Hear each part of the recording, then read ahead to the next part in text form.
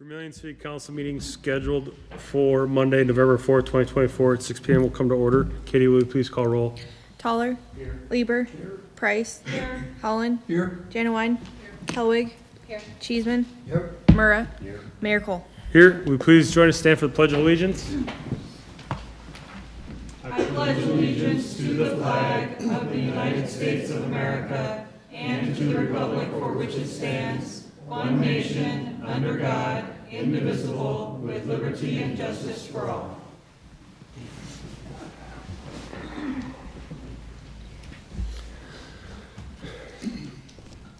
Has everyone had a chance to review the minutes for October 21st, 24 special meeting and October 21st, 2024 regular meeting? If so, are there any changes or is there a motion to approve the minutes?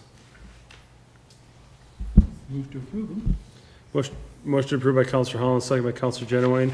Any other discussion on the minutes? All those in favor say aye. Aye. Opposed say nay. Minutes are approved. Next item will be adoption of the agenda. Has everyone had a chance to review the agenda? Are there any changes or do we have a motion to adopt the agenda?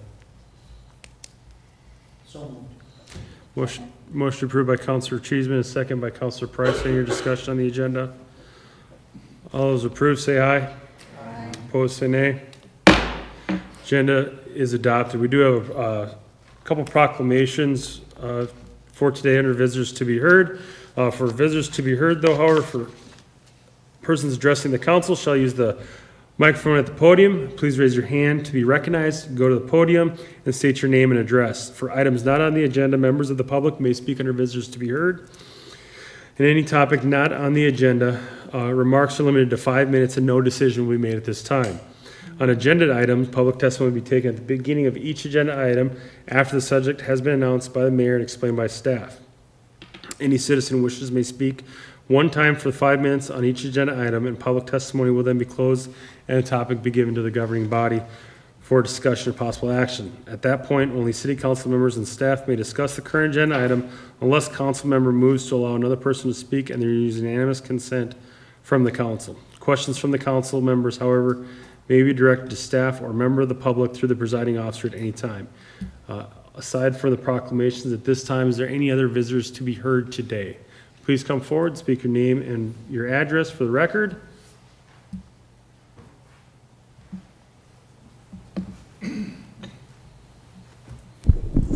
Suzanne Skirm, 722 Lewis Street, Vermillion.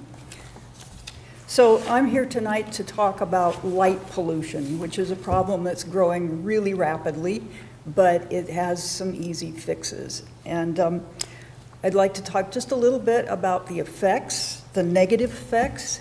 Light pollution disrupts wildlife, impacts human health, wastes money and energy, and contributes to climate change, and it blocks our view of the night sky, which is a concern for NASA. Urban and suburban sprawl are contributing mostly to this, but it's happening in rural areas as well. We're here to offer our concern about this tonight and propose some solutions for the city of Vermillion.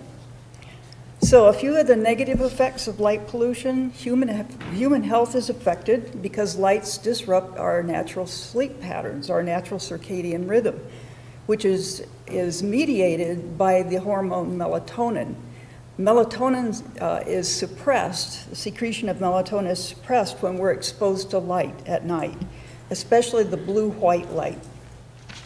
Exposure to light at night has been linked to increased risk for all kinds of diseases: cancer, diabetes, sleep deprivation, heart disease, and many others. Here in southeastern South Dakota, we're on a migratory flyway. 80% of North American bird species migrate at night, and they depend on the moon and the stars to navigate. They get confused by the bright lights. Lights also disrupt their behavior in other ways, such as their foraging behavior, their nesting behavior, and their vocal communication. The survival of insects is very important, especially our pollinators, and that's negatively affected by bright lights, which in turn affects the birds, which may depend upon those insects as a food source. Here we have fireflies, mayflies, and monarch butterflies. Those are just a few of the species that we have around here, and they're negatively affected by the night light as well. Bats, amphibians, and other nocturnal creatures are affected. There's probably 70% of mammals are nocturnal. Even trees and plants are affected. The bright lights in the street lights cause them to bud earlier and to lose their leaves later in the fall. Exposure to all-night lights has even been linked to leaves growing tougher and more unappetizing for insects, and so this would deplete insect populations, and which might be food sources for other species. Overly blue-white light, bright light, is not safer either.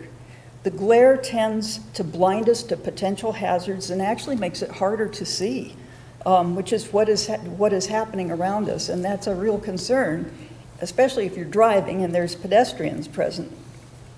Well-designed lighting is safer, more efficient, and certainly more cost-effective because it shines on the task at hand rather than being wasted up into the night sky.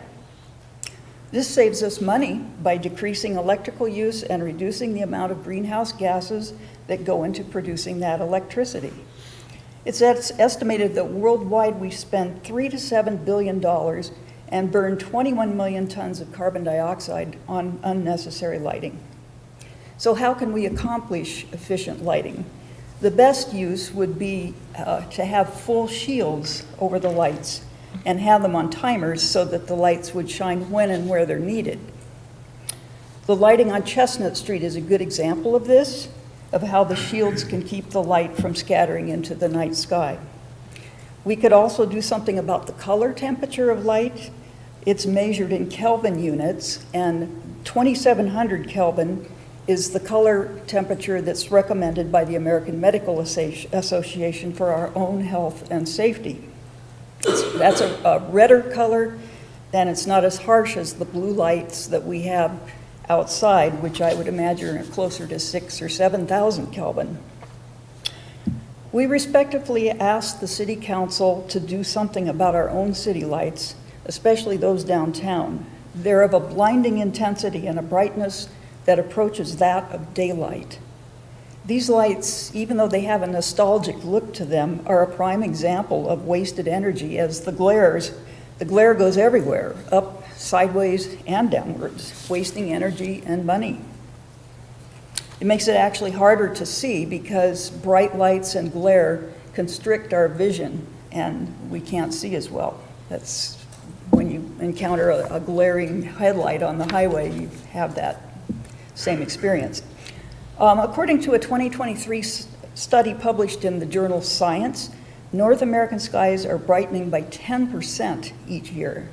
If that trend continues, even the brightest constellations will not be visible anymore, such as Orion. We have a lot of dark sky. Susan, I apologize. Yep. I'm going to pause you right there because we're already at 5.5 minutes. So I'm just going to ask if you can be a little respectful of the time and wrap that up, please. Sure. So I'll just give some suggestions on how we could tackle this problem. We could write a city ordinance on lighting. I don't believe Vermillion has a city ordinance on lighting at this point.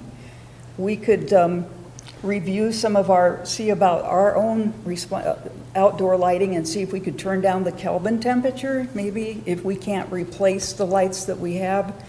Maybe we could retrofit those lights with shields. We could certainly do that in some of the residential areas that have those partial shields, but that's something we could do. Definitely we should study the darksky.org website because they give all kinds of information about responsible outdoor lighting. They help communities to implement those things. I have other information if anybody's interested. I recommend this book, The Darkness Manifesto, that talks about this.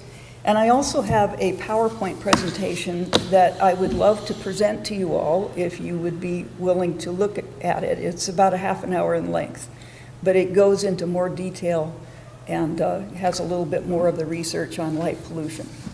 Thank you. Thank you. Are there any other visitors to be heard? Please come forward, speak your name and your address for the record, please. Good evening. My name is Gail Bickle. I live at 120 Elm Street. And light pollution, yes, they cut down the trees next to me, and it's like living in broad daylight all night long. So I'm back again about asbestos. I brought you printed materials like I said I would last time. I'm excited to report that as of March 18th, 2024, Biden has outlawed the use of asbestos. The reason behind this 40-year, at least, research effort has been that asbestos is a potent carcinogen that causes tens of thousands of deaths in the United States every year. It's linked to lung cancer, ovarian cancer, colorectal, and more. They hope to prevent more than 4 million cancer deaths by 2047 with this act. Okay, so this is an uphill battle. Somebody asked me what Nebraska, Minnesota, Iowa are doing about this. Surprisingly enough, no, I don't know how, Nebraska is ahead of everybody. They have programs more stringent than the federal government requirements. Who do they determine as a facility? All of the above, institutional down to residential. And when are they subject? Their residential buildings are subject if they're going to be demolished. Not if they're being restored, you know, there's requirements then too, but if they're to be demolished, it has to be removed by professionals, yada, yada, yada. They have extreme methods of removing that waste material, packaging in leak-tight containers and so on. Minnesota, site has to be secured, posted with warning signs. Licensed asbestos contractors must be used. No safe level of asbestos exposure for any type of asbestos fiber.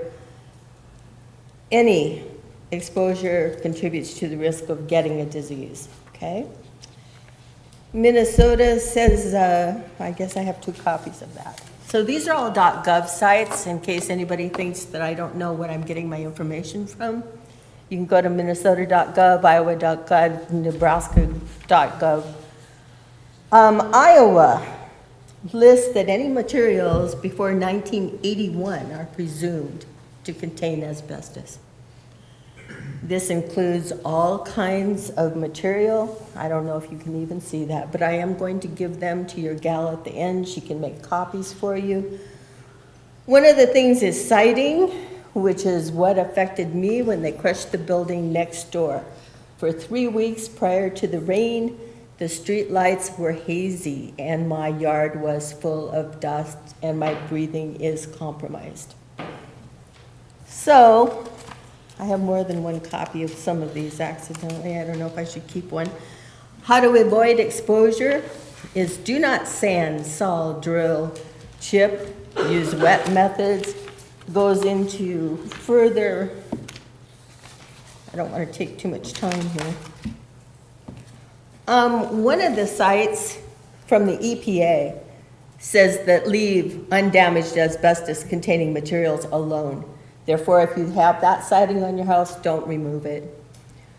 Do keep activities to a minimum in any area having damaged materials. Goes further. Do take every precaution. Do have removal and major repair done by people trained and qualified. Don't dust, sweep, or vacuum debris. Don't track it into your house. Lovely, huh? And here's a nice little diagram for you. You know, you might look at me and you say, she's old. It doesn't matter that she was exposed. There's a household full of 8 small children across the alley, a 5-year-old directly across the street. These are diseases caused by asbestos. One of them is asbestosis. One is mesothelioma. It's hard to pronounce. My aunt and uncle died from it, extremely painful and no cure. Caused by asbestos fibers in an apartment complex. So, For kids, it's especially bad, and there were some guidelines in one of the documents that said that workers should not take their clothes home to be washed. They shouldn't track any fibers into their households, especially important for children. So I'm begging you for a city ordinance. Now, we can't do this overnight on a state level. The state is reluctant to take any personal freedom away. We know that. Currently, there's a house on University being restored. They're taking the panels of asbestos off one at a one and and painting that area as they go to preserve the building and to reduce exposure. The guy across the street took the panels off one by one, hauled them to the landfill. He didn't crush them. The guy next door to me crushed the building with a big machine with pinchers. Susan Gray told me that when they crushed the house next door to her, she had prior notice. She covered everything in her yard with plastic and removed it when they were done. Can you imagine how much that cost, Sharon? She covered the swing set to protect her grandchildren, everything on the lawn. So I'm stuck in a hard place. I'm gonna die, I don't really matter, it takes a long time to get it. No, my vet says that's not true. Depends on the duration of exposure and the intensity. So that's what I have to say, and thank you for your time. Thank you. Sorry, I'm pretty emotional. Thank you. Are there any other visitors to be heard?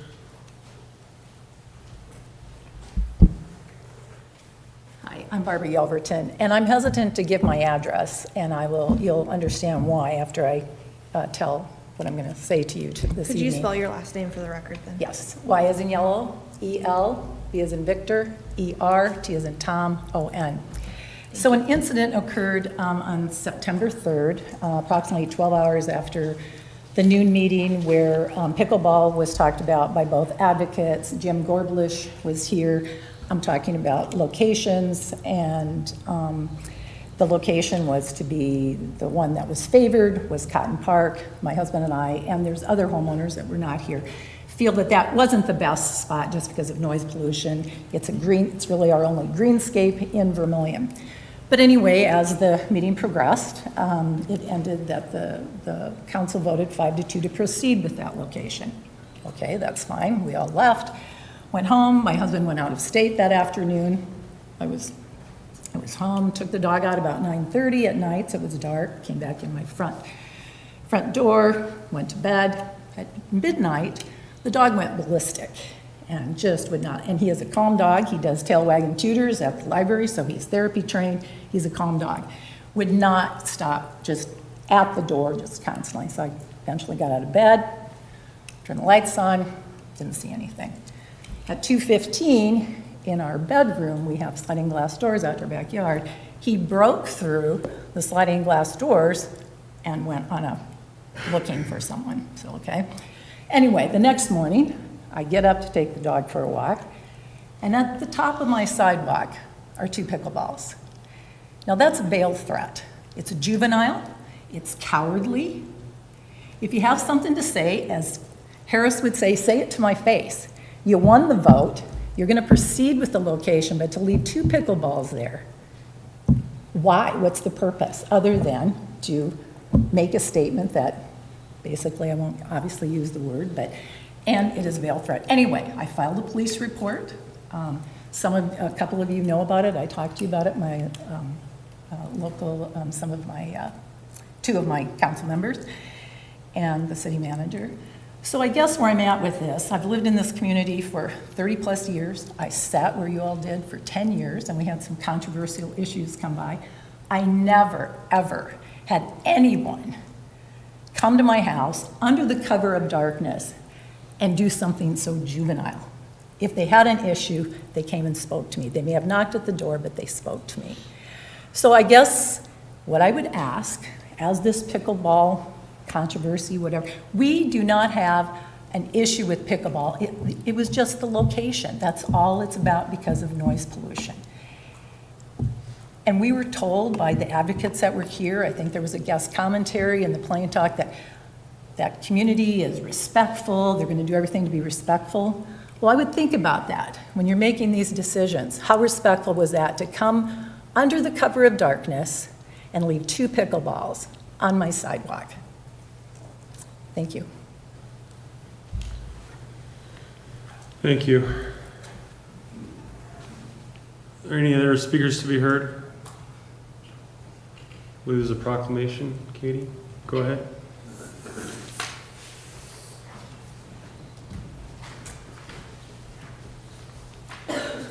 Good evening, Katie Heine with the Vermillion Area Chamber and Development Company. I do have a proclamation to read. Don't know if there's any other. Just go ahead. You Shoot. go ahead. Okay. Whereas the Vermillion Area Chamber and Development Company celebrates our area small businesses and the contributions they make to our local economy and community, including but not limited to donations and sponsorships to our schools, nonprofit organizations, and community enrichment. And whereas, according to the United States Small Business Administration, there are 34.7 million small businesses in the U.S. Small businesses represent 99.7% of firms with paid employees. Small businesses are responsible for 61.1% of new net jobs created since 1995. And small businesses employ 45.9% of the employees in the private sector in the United States. And whereas 68 cents of every dollar spent at a small business in Vermillion stays in the local community, and every dollar spent at small businesses creates an additional 48 cents in local Vermillion business activity as a result of employees and local businesses purchasing local Vermillion goods and services.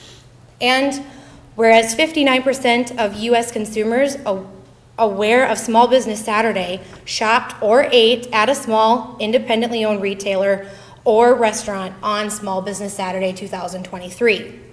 Whereas the Vermillion Area Chamber and Development Company supports our local businesses that create jobs, boost our local economy, and preserve our communities. And whereas advocacy groups as well as public and private organizations across the country have endorsed the Saturday after Thanksgiving as Small Business Saturday, now, therefore, I, Catherine Heine of the Vermillion Area Chamber and Development Company, do hereby proclaim November 30th, 2024 as Small Business Saturday, and urge the residents of our community and communities across the country to support small businesses and merchants on Small Business Saturday, not only this year in 2024, but also encourage them to shop small throughout the year. Thank you. Thank you, Katie. Is there anybody here from the Human Relations Commission that's supposed to speak for the proclamation for Veterans Day? I'm not seeing them here. Okay. Any other visitors to be heard? Seeing none, moving on to the next item for public hearings. First item will be East Clark Street Reconstruction Project Progress Hearing. I believe Sophie from Seacock. Hi, Sophie Johnson with the Southeastern Council of Governments. The City of Vermillion applied to the Governor's Office of Economic Development for a Community Development Block Grant to fund the East Clark Street Infrastructure Improvements Project on October 1st, 2023. The total cost for this project is approximately $2.2 million. The Community Development Block Grant funding was secured on November 29th, 2023 for $500,000 for construction and administration costs. The balance of funding for this project consists of $1.5 million in Surface Transportation Improvement Program, STIP funding, and the remainder of the project is funded by about $200,000 in STIP funds the City of Vermillion has on hand. Katie and I have been working together to submit the first draw for the project to the Governor's Office of Economic Development. With the first draw, $212,847.17 of Community Development Block Grant funds will be drawn. This leaves a remaining balance of $267,152.83 for project costs and $20,000 for administration costs. The second draw will be sent to GOED once received by the contractor and the engineer. The purpose of this public meeting is to discuss any concerns that the public may have with the East Clark Street Infrastructure Improvement Project, and the public has 30 days after the public hearing to submit any comments or concerns to the City of Vermillion's Finance Officer. Public comments must be received on or before December 6, 2024, and I'm happy to answer any questions or concerns from the council or public. Thank you, Sophie. Any visitors to be heard on this? I believe the council had a question from earlier today. I can't remember who it was. Councilor Howard? So this isn't actually a question for Sophie, it's a question for Jose. You're the last person in the room, sorry. I just want to sort of clear the air about some of the, what appeared to be damage on the street, but may have actually been contractor purposeful walking across due to an error. Can you just talk a little bit about why it was sort of redone and why it appeared that people have been walking across it and that damage? So I'm assuming that you're talking about University Street in particular, at that, Clark Street. yeah, Clark at University. Yes, Clark at Yep. University, yeah. So at that intersection, Yes. the contractor, when he was paving, some of the baskets that they lay with the reinforcement got hit by the paving machine and drug out of the concrete. So the contractor had to go to the middle of the paving to see how deep the concrete was at that point. That's why you see footsteps pretty much where all the baskets are laid, all the way to the middle of the street, where he put a probe, see how deep it was, and then he walked back. So that's, no students walked at that location. Out of the entire project, which we were happy to know, only one student crossed it when it was wet, and that happened during daylight. And the contractors, I think if they would have had no tools, probably would have caught the guy, but he was quick and started running down Yale Street very quickly. But that was the only incident that they had, and that got fixed right away. So otherwise, no students actually walked on any of the concrete. So Thank you. I just wanted to clarify that wasn't, you know, it was that we purposeful. weren't redoing anything due to damage from a community member. No, it was not. It was not. Thank you. I just want to take a point to notice that Jose said it is difficult to catch people while wearing a tool belt on foot, probably wearing some kind of boot, right? They were wearing boot and holding the piece. If they could have thrown the rakes that they had, they probably would have done that, but they were 40 foot long. Just saying, from experience, wearing a tool belt while chasing people sometimes isn't easy. Any other questions for Sophie or Jose? We don't have to have any motion on this, correct? We do? We have to have a motion to accept it? Motion to close the public hearing. There's a motion to close the public hearing by Councilor Price. Is that accurate? Yes, that's what I said. And a second by Councilor Holland. Any other discussion? All those in favor say aye. Opposed say nay. Motion carries. Just as I know, as addressed to me as a point of order, if the council's okay, just to step back to that visitors to be heard. We do have a veteran in the crowd as a staff member would like to read that, since we don't have anybody from the Human Relations Commission to read that, if that's acceptable by the council. Yes, sounds good. All right, go ahead, Jack. Jack Bostian, Vermillion Human Relations Commission, staff liaison.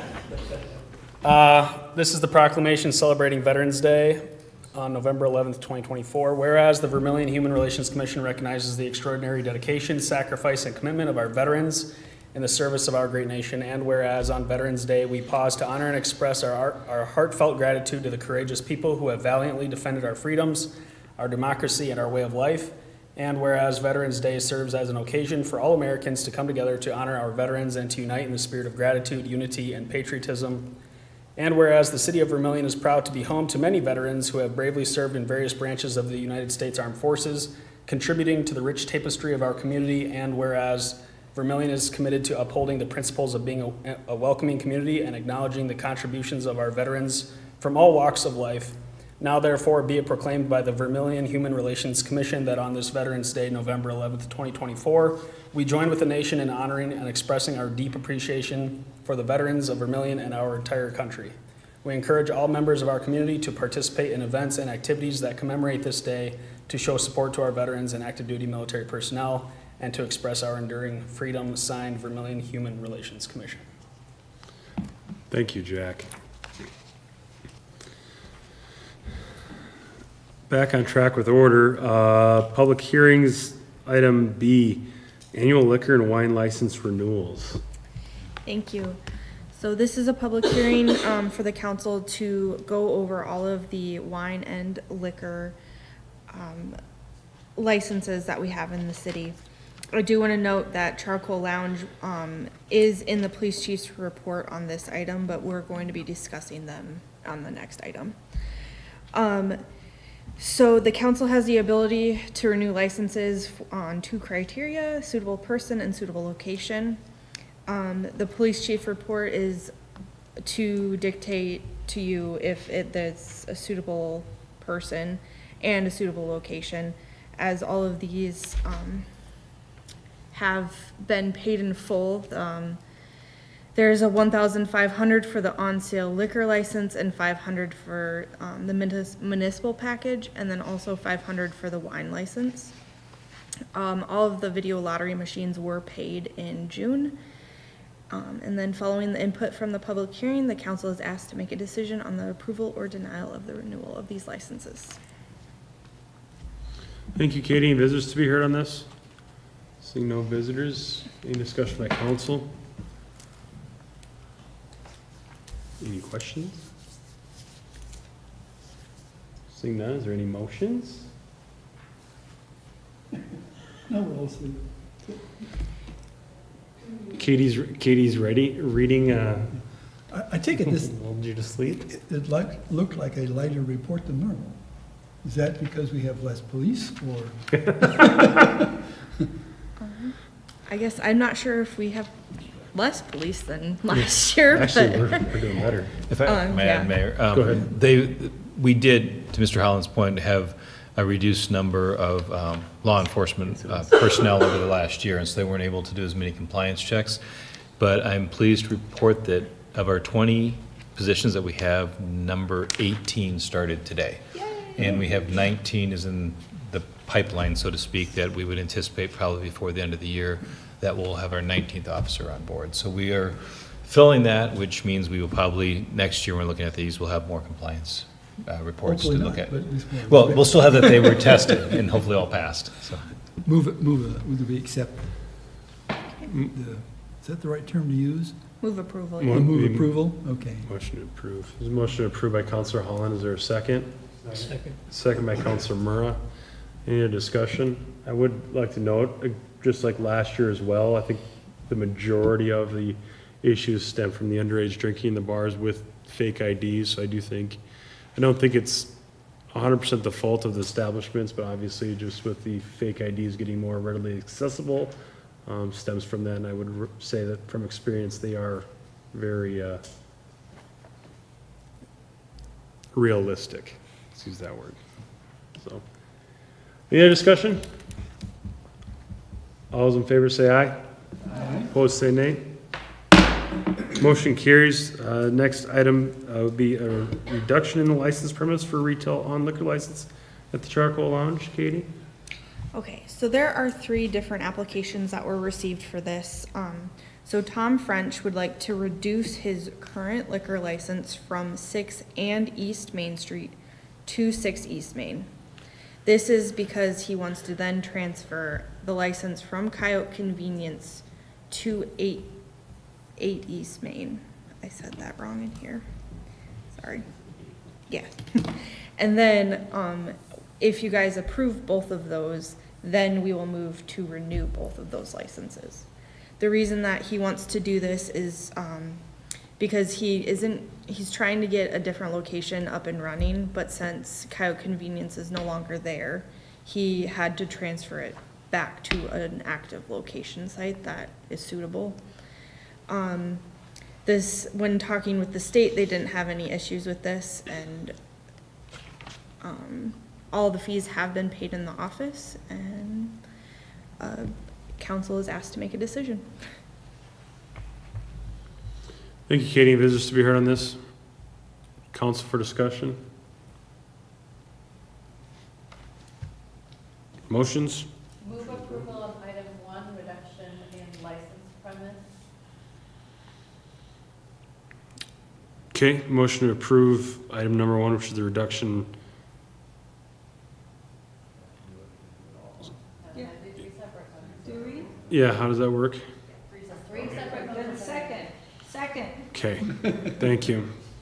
So, motion to approve item number 1 by Counselor Helwig, a second by Counselor Price. Any other discussion on that? All those in favor signify by saying aye. Aye. Opposed, say nay. Motion carries. Is there a second motion? Motion on item 2 to transfer a retail liquor license from Tire Convenience at 116 Cherry to Charcoal Lounge at 6 East Main. That, I think, should be 8. That should. 8. Sorry, there's a Okay. typo there. Yeah. So 8 East Main, okay. So motion to approve on item 2 of the transfer of the retail liquor license. Second. Motion by Counselor Helwig to transfer it, and a second by Counselor Price. Any other discussion on that one? All those in favor say aye. Aye. Opposed, say nay. Motion carries. Approval of item 3, renewal of the 2 retail liquor licenses at 6 and 8 East Main. Second. Motion to approve the renewal by Counselor Helwig and a second by Counselor Price. Any other discussion? All in favor say aye. Aye. Opposed, say nay. Those 3 motions carried. Next item, excuse me, be review the lease for approximately 230 acres of farmland east of Vermillion. Thank you. Since 1994, the city was given 230 acres of farmland just east of Vermillion. It was the wishes of Kenneth Mockler to gift this to the city to benefit the community. We do use this money for the golf course, so this is a large sum that the golf course has. This is a public hearing per state statute, and we received 4 bids. The first one was from Robert and Chris Solomon for a total bid of $191,130.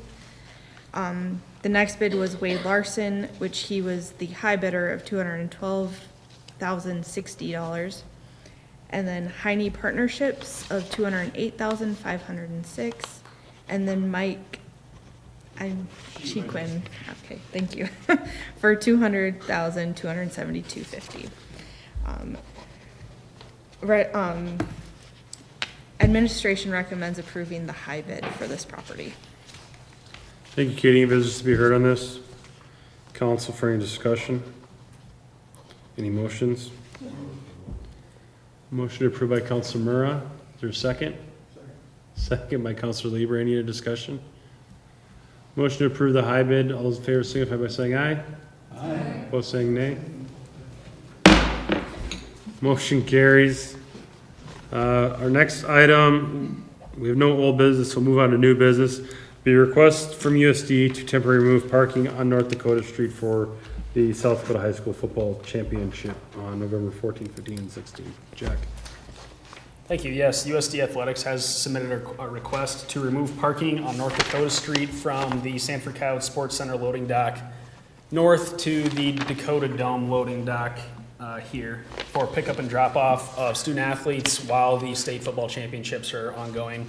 Next Thursday, Friday, and Saturday, November 14, 15, and 16, from 6 a.m. until 10 p.m. each day. In past years, the applicant has included in their request that the Heights would be notified and that the Vermillion Emergency Services personnel would have access to the fire hydrants in that area. It was not included in the request this year. I followed up with the applicant, and the applicant did state that they would follow through on both of those requests, so they did notify the Heights, and they did verify that there would be access to those hydrants, as well as ingress and egress of the Dakota Dome and the SCSC for any emergency services that would need it. Administration recommends approval. Thank you, Jack. Any visitors to be heard on this? Council for discussion. Motion approved by Councilor Holland. Is there a second? Second. Second by Councilor Price. Any other discussion on this? All those in favor signify by saying aye. Aye. Opposed, saying nay. Motion carries. Next item be a annual write-off of the old accounts receivable. Katie? Thank you. The city bills for utilities, landfill fees, ambulance services, and other miscellaneous items. These billings are considered accounts receivable and as such are recorded on the accounting records. To remove uncollectible items, the city council must take action as required per state statute. This year, we had 183 utility counts in the total of $37,805.82. 7 return checks of $1,023, and then 153 ambulance accounts of $117,149.99. Once we write these off, for utility accounts and return checks, we do still, well, actually all 3 of them, we do still send them to credit and collections, so we still are trying to receive the funds for these, but to make our books a little bit cleaner, we like to write them off every year. There's no cost to the city to remove these accounts, and administration recommends authorizing the removal of all of the old utility accounts, return checks, and the ambulance accounts. Thank you, Katie. Any visitors to be heard on this? Seeing none, council for discussion. Just to clarify, and I think you said it well, it's not like we're not collecting the money anymore, but it's just, they'll continue with collections, but these are just written off the books, so they're not messing up your budget, right? Correct. Okay, just make sure that's clear. Any other discussion on this? Just a question. Go ahead, Councilor Lieber. We do collect from some of the people, where that goes just in the general, back in general fund? It goes into the respective fund where the money came out of, yep. Councilor Toller? Katie, what's a typical recovery rate on anything that we write off here? These are more than a year old, so it's pretty slim, but sometimes collections do surprise me and get things that are pretty old, so it just depends. I can't give you a percentage, I guess.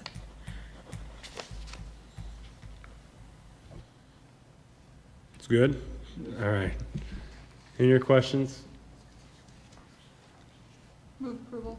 Motion approved by Councilor Price. Is there a second? Second by Councilor Genowine. Any other discussion or questions? All those in favor, signify by saying aye. Aye. Opposed, saying nay.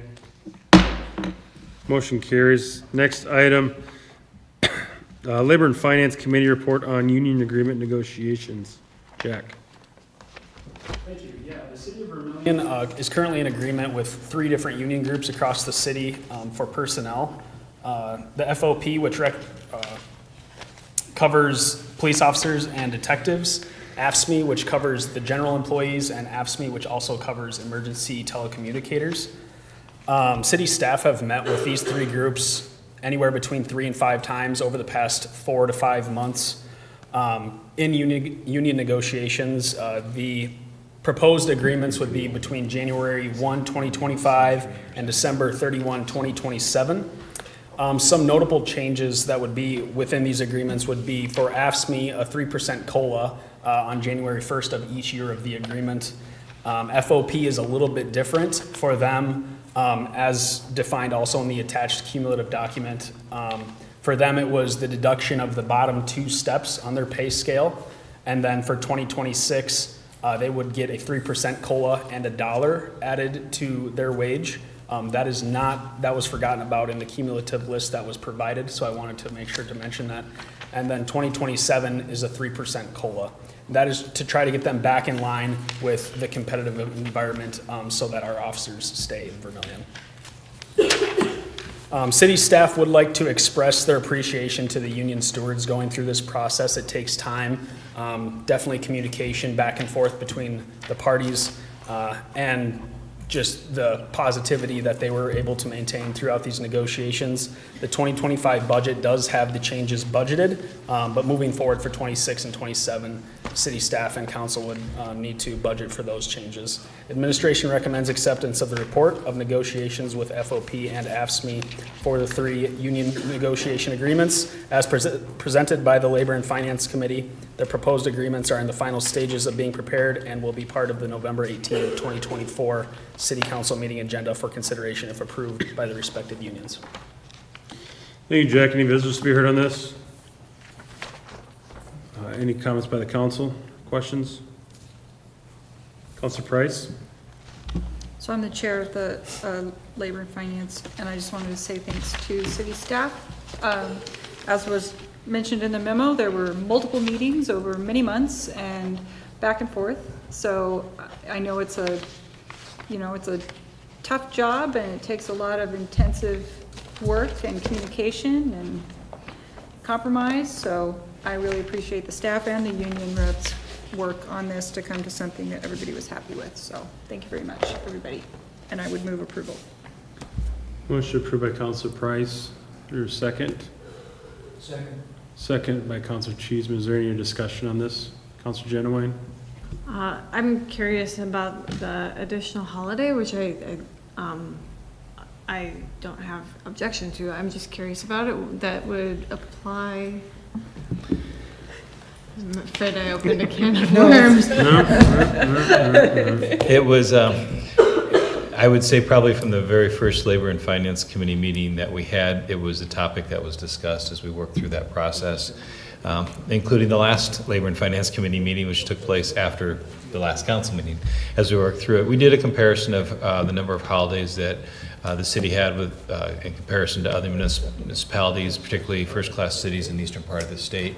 And we found that we were not, they typically range between about, I'll say 11 and 13, if I remember correctly. So this will bring us to 12 and a half for those years when Christmas Eve day is a Monday through Friday. So it was kind of working through there as we talked about it. The idea of the administrative holiday kind of developed as an option to look at, and that provided a little bit more flexibility with respect to the calendar and how the year may lay out. We talked about some different examples that way. So the adding of the additional holiday was in comparison to other municipalities. The administrative holiday was to provide a little bit more flexibility than a set number of defined holidays, which may not always work the best when those holidays are on weekends. So that helps answer your question. So from my understanding, would that mean, so for example, Black Friday, if needed to do that as a holiday, that'd be an administrative holiday, is that accurate? Yes, and that was that's correct. That was the preferred holiday. I think when we got to the end of that negotiation was the day after Thanksgiving. In our community where the university is our largest employer, and that's the day that classes aren't held. K-12 isn't held. Our current governor tends to give that day off. The county then follows that.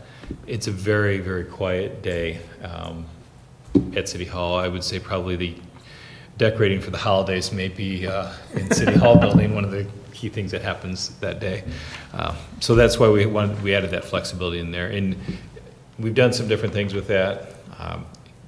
For example, I think it was 2 years ago when Veterans Day was on a Sunday, Sunday, November 11th, then the public doesn't always understand or follow why we're closed on the 12th, the way the process would work. And so in those years, when Veterans Day, for example, was on Saturday or Sunday, we often moved the day off to the day after Thanksgiving. So it's been kind of an on and off holiday over the last probably 6 years.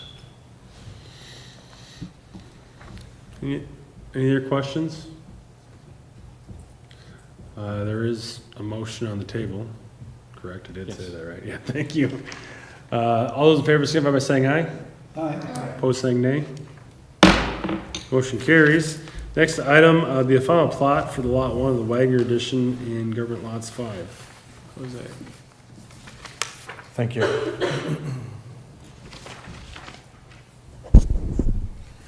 So the city received a final plat, let me start again. The city is submitting the final plat on behalf of the owner, the Wagner Limited Partnership. The plat is for 4.7 acres roughly. It would be located in this area here. It would be 0.3 miles away, roughly speaking, 0.3 miles away from city limits. Just for reference, it is kind of in the middle of a field or next to a field, on the field next to the river. But the reason that we are requesting this plat is due to the fact that all of our force mains that go to the wastewater plant go through there. And in order to complete some of the work that we did over this summer due to the floods that we experienced. We actually entered into an agreement with this property owner that we would purchase some of the land so we can actually construct the force mains that we just finished not too long ago. So right now we do have force mains in that location. We're going to be, after those got removed, we are going to be needing more land than what we previously required. This red line that you see there is an egress easement that we acquired from the same owners. And that's something that we needed in order to be able to plat this land. We had to show that we have access to the property from a platted road, so from Burbank Road.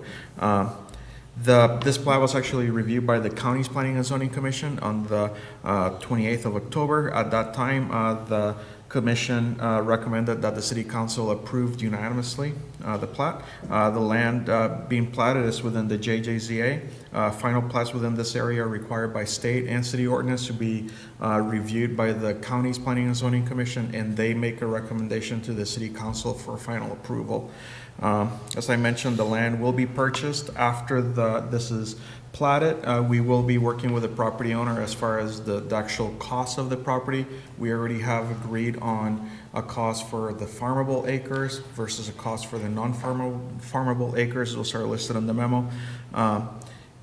In addition to that, the city has agreed to pay for any platting fees, any filing fees, and as well as the purchase of the land. Excuse me. With all that being said, staff and the county's planning commission recommend approval of the plat as presented. Thank you. Is there any visitors to be heard on this? Questions from the council? Concerns? Motion approved by Councilor Murn, a second by Councilor Halligan. Any other discussion? Just to clarify for the public that may be watching, the reason why we're moving forward with this is because of those force mains that we had to replace from the flood, correct? Otherwise, we wouldn't be doing this? Yeah, correct. Okay. Perfect. Thank you. Motion on the table. Any other discussion? All those approved, say aye. Aye. Opposed, say nay. Thank you. Motion carries. Next item be bid openings. Fuel quotes. Thank you. We received one fuel quote from Stern Oil. Item number 1 for unleaded gasoline 10% was $2.7003. The average of item 2A and B was for diesel fuel dyed was $2.8338, and then the average for item 3 diesel fuel cleared $3.0868. Thank you, Katie. Any visitors to be heard on this? Questions from council? I just noticed we don't have any bids. Anybody's, I mean, it's kind of unusual. I know it's happening, yeah, but it's not very often. I guess we send them out, or Marty sends them out every month, and then if they have a cutoff of 2 p.m. on the Friday, right? Today. Or today, yeah, Monday. Gotcha. All right. Is there a motion to approve the only bid? Motion to approve the bid by Councilor Price, second by Councilor Elwick. Any other discussion? All in favor say aye. Aye. Opposed say nay. Motion carries. Next item is city manager's report. John. Thank you. We still have our two 3-year terms on the Business Improvement District Number 1 available. This is the board that works with the $2 per night occupied hotel room fee. We'd ask individuals that might be interested in this to complete an expression of interest form. If we could get those submitted by this Friday, the 8th at 5 o'clock, then hopefully the City Council could make it a decision at your next meeting on November 18th. Our Human Relations Commission, they have a meeting this coming Thursday, November 7th, make sure, yes, Thursday, November 7th at 5:30 p.m. in the Memorial Room here at City Hall. There is a draft of the proposed historic district for the southern portion of the University of South Dakota campus. We have that available for review at City Hall and would be accepting public comments on that application through November 22nd of this year. And just a reminder, kind of going back to one of the proclamations, city offices will be closed next Monday, November 11th for the Veterans Day holiday. That's all I have. Thank you, John. Has everybody had a chance to review the bills? If so, are there any questions, comments, or a motion?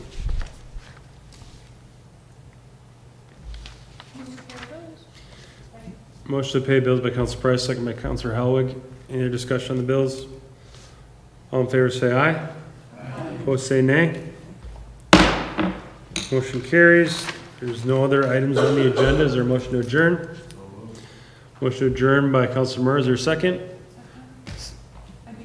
Wow. Second by Councilor Price. All in favor say aye. Opposed say nay. Meeting adjourned.